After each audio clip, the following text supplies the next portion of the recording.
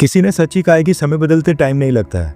इस समय ईरान का सुप्रीम लीडर है खामेनेई, और ये इंसान कुछ महीने पहले तक कश्मीर मसले को लेकर भारत को टारगेट कर रहा था और इजराइल के साथ भारत को लिंक करते हुए ये दावा कर रहा था कि जिस तरह से आज की डेट में इजराइल गाजा के मुसलमानों के साथ बर्ताव करता है, वैसा ही कुछ भारत भी कश्मीर के मुसलमानों के साथ करता है। अब ये जो ईरान का सुप्रीम लीडर खामेनेई है, ये ईरान में सबसे इंपॉर्टेंट व्यक्ति है। ईरान के लिए कहा जाता है कि ईरान में सरकार या प्रेसिडेंट सिर्फ एक फॉर्मेलिटी के लिए बनाई जाती है, क्योंकि सारी पावर्स ईरान के सुप्रीम लीडर के पास होती है। रिलीजियस और पॉलिटिकल दोनों लेवल के ऊपर ईरान का सुप्रीम लीडर हाईएस्ट अथॉरिटी होता है एंड ईरान की सरकार या ईरान के प्रेसिडेंट के किसी भी फैसले को ओवरटर्न करके बदल सकता है। ईरान के अंदर जुडिशरी, मिलिट्री कमांडर्स, मीडिया और कई सारी इंपॉर्टेंट इंस्टीट्यूशंस के ऊपर अपॉइंटमेंट का फैसला भी सुप्रीम लीडर ही करता है। इसलिए जुडिशरी से लेकर media, foreign policy, armed forces और रिलीजियस मैटर्स, इन सब का कंट्रोल ईरान के अंदर सुप्रीम लीडर के पास ही होता है। ईरान की रेवोल्यूशनरी गार्ड्स भी सुप्रीम लीडर के अंडर ही आती है। इसके अलावा न्यूक्लियर पॉलिसी, ईरान की फॉरेन पॉलिसी के सारे मसले, मिलिट्री और डिप्लोमेसी से संबंधित इस तरह के सभी फैसले ईरान के अंदर सुप्रीम लीडर ही कंट्रोल करता है। सरकार के किसी भी फैसले को बदलने के लिए सुप्रीम लीडर के पास सारी पावर्स होती हैं, जबकि ईरान का प्रेसिडेंट केवल डोमेस्टिक पॉलिसीज के फैसले कर सकता है, अपने मिनिस्टर्स की अपॉइंटमेंट कर सकता है या फिर इंटरनेशनल लेवल के ऊपर ईरान को रिप्रेजेंट करने का काम करता है, वो भी अगर सुप्रीम लीडर उसके अंदर कोई बाधा ना डाले तो। इसलिए ये कहा जाता है कि ईरान के अंदर प्रेसिडेंट हो या फिर ना हो, इसका कोई फर्क नहीं पड़ता है। वहां पर सुप्रीम लीडर क्या बोलता है वो ज्यादा मैटर करता है। पिछले साल इस खामेनेई ने भारत के ऊपर कमेंट करते हुए कहा था कि इस्लाम के दुश्मन हमेशा से कोशिश करते आए हैं कि एक इस्लामी उम्मा के तौर के ऊपर हमारी जो साझा पहचान है उसको लेकर हम सबको बेपरवाह बना दिया जाए। हम सब अपने आप को मुसलमान तब तक नहीं कह सकते हैं अगर हम म्यांमार, गाजा, भारत या दुनिया के किसी और जगह के ऊपर हर एक मुसलमान क्या दर्द झेल रहा है उस दर्द से हम बेखबर हैं। यानी कि गाजा, म्यांमार में रोहिंग्या मुस्लिम्स और भारत के मुस्लिम्स जो दर्द झेल रहे हैं वो सब एक बराबर हैं और एक समान है। ये मानना है ईरान के सुप्रीम लीडर खामेनेई का। अब ये सारी चीजें आज की डेट में हम इसलिए डिस्कस कर रहे हैं क्योंकि यही खामेनेई जो कुछ महीने पहले तक भारत के ऊपर आरोप लगाते हुए हमें टारगेट कर रहा था, अब ये भारत से मदद मांगते दिखाई दे रहा है। रेफरेंस के लिए आपके स्क्रीन के ऊपर रिपब्लिक वर्ल्ड न्यूज चैनल के आर्टिकल का स्क्रीनशॉट है। ईरान के सुप्रीम लीडर खामेनेई ने एक स्टेटमेंट जारी की है जिसमें इसने कहा है कि ईरान अब आज के बाद अपने पड़ोसी देशों के साथ ट्रेड रिलेशंस और व्यापार संबंधों को मजबूत करने के ऊपर काम करेगा एंड ईरान इसके लिए भारत के साथ मिलकर काम करना चाहता है। खामेनेई ने अपनी स्टेटमेंट में कहा कि व्यापार संबंध मजबूत करने के लिए आज के बाद पड़ोसी देशों को प्राथमिकता दी जाए। एशिया में सबसे बड़े इकोनॉमिक हब्स रशिया, चाइना और भारत के साथ व्यापार संबंधों को फैसिलिटेट करके सुविधाजनक और आसान बनाया जाएगा। यानी ईरान भारत के साथ बिजनेस को बढ़ाना चाहता है, ये कहना है ईरान के सुप्रीम लीडर खामेनेई का। इसके साथ ही न्यूज निकल कर आ रही है कि ईरान की सरकार ने भारत सरकार से रिक्वेस्ट की है कि भारत उनसे क्रूड ऑयल परचेज दोबारा स्टार्ट कर ले।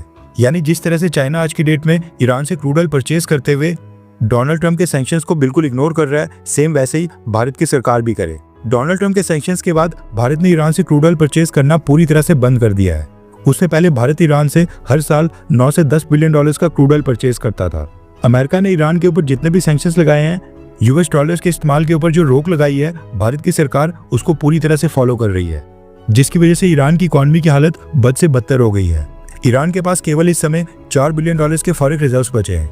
ईरान के अंदर 80% इंडस्ट्री सैंक्शंस के कारण खत्म हो गई है। 50% से भी ज्यादा पॉपुलेशन वहां पर बिलो पॉवर्टी लाइन चले गई है। इन्फ्लेशन रेट तो कई सारी आइटम्स के अंदर 100% तक चले गया है और अब तो ईरान की गवर्नमेंट सही फिगर्स भी रिलीज नहीं कर रही है। एंड आपको ये जानकर हैरानी होगी कि साल 2012 में ईरान की जीडीपी ने ऑल टाइम हाई का फिगर टच किया था। साल 2012 के अंदर ईरान की जीडीपी 644 बिलियन डॉलर्स तक चले गई थी, लेकिन आज इस समय 2025 में ईरान की जीडीपी 644 बिलियन डॉलर से घटकर 420 बिलियन डॉलर्स तक आ गई है। ऊपर से डोनाल्ड ट्रंप दोबारा से अमेरिका के प्रेसिडेंट बन गए हैं और सैंक्शंस को और सख्त करने की धमकी मिल रही है। अब अगर ईरान को इन सब चीजों से निकलना है तो अमेरिका, इजराइल या फिर भारत को कोसने से काम नहीं बनेगा।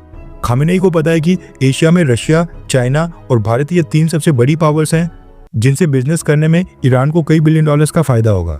इसलिए खामेनेई ने इन तीनों देशों का नाम लेकर व्यापार संबंध मजबूत करने की बात बोली है।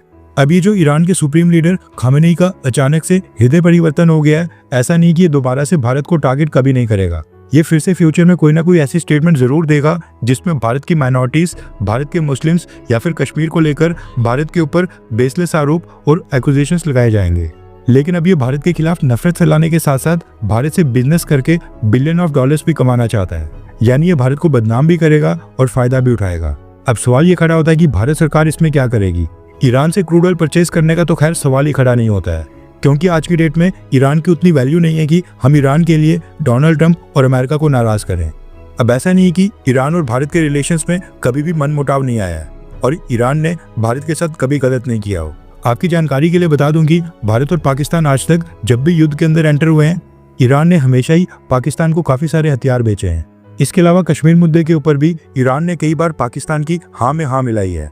और जो भारत ने जम्मू कश्मीर से आर्टिकल 370 को रिमूव किया था, हमारा जो सिटीजनशिप अमेंडमेंट एक्ट पास हुआ था, ईरान ने उसको लेकर भी कमेंट किया था और कहा था कि भारत में धर्म विशेष को टारगेट किया जाता है और मुस्लिम माइनॉरिटीज के ऊपर अत्याचार हो रहे हैं। साल 2020 में जब देश की राजधानी दिल्ली में आम आदमी पार्टी की सरकार के दौरान वहां पर दंगे हुए थे, उसको लेकर तो ईरान के सुप्रीम लीडर खामेनेई ने भारत के हिंदूज के ऊपर बहुत ही गंभीर आरोप लगाए थे और ये दावा करते हुए कहा था कि भारत के मुसलमानों के नरसंहार से पूरी दुनिया के मुसलमानों का दिल दुखा है और भारत की सरकार को भारत के एक्सट्रीमिस्ट कट्टरपंथी हिंदुओं और पार्टीज के ऊपर रोक लगानी चाहिए और भारत में मुसलमानों के नरसंहार को रोकना चाहिए। उस समय ईरान के सुप्रीम लीडर ने भारत को साफ धमकी देकर कहा था कि अगर भारत सरकार मुसलमानों के नरसंहार को नहीं रोकेगी तो मुस्लिम देश भारत को अपने आप से दूर कर देंगे। और खामेनेई ने Indian Muslims in dangers hashtag का इस्तेमाल करते हुए ये स्टेटमेंट ट्वीट भी की थी, यानी भारत का मुसलमान खतरे में है, ये कहना था उस समय ईरान के सुप्रीम लीडर खामेनेई का। कहने का मतलब है कि ईरान ने भी हमेशा से भारत के अंदरूनी मामलों में कमेंट किया है, कुछ ऐसे रिएक्शंस दिए हैं जो भारत सरकार को बिल्कुल पसंद नहीं आए थे। ये वही ईरान है जब इसके प्रेसिडेंट इब्राहिम रईसी की हेलीकॉप्टर क्रैश में डेथ हुई थी, तब उनके फ्यूनरल में भारत ने अपने वाइस प्रेसिडेंट जगदीप धनखड़ साहब को ईरान भेजकर रिस्पेक्ट शो की थी। ये वही ईरान है जिसके साथ मिलकर हम चाबार पोर्ट के ऊपर काम कर रहे हैं और भारत कई बिलियन डॉलर्स की इन्वेस्टमेंट वहां पर कर चुका है। अब ईरान के सुप्रीम लीडर खामेनेई को भारत के मुसलमान तो दिखते हैं, लेकिन चाइना में मुस्लिम्स के ऊपर क्या अत्याचार हो रहे हैं वो इसको कभी नहीं दिखता है। वहां पर तो चाइना मस्जिदों को गुंबद और मीनारों को तोड़कर पब्लिक टॉयलेट्स में कन्वर्ट कर रहा है और भारत के अंदर हमारी माइनॉरिटीज कई महीनों तक रोड्स ब्लॉक करके बैठ जाती है। हिंदुओं के त्योहारों के अंदर जब यात्रा निकलती है तो पथराव करते हैं और यहाँ पर खुली आज़ादी के अंदर मुस्लिम पॉपुलेशन लगातार बढ़ते जा रही है, लेकिन तब भी भारत के मुसलमानों को गाजा या फिर म्यांमार के रोहिंग्यास के साथ कंपेयर किया जा रहा है। अब मसला ये है कि ईरान अपने चाबार पोर्ट के चलते भारत के लिए इंपॉर्टेंट है।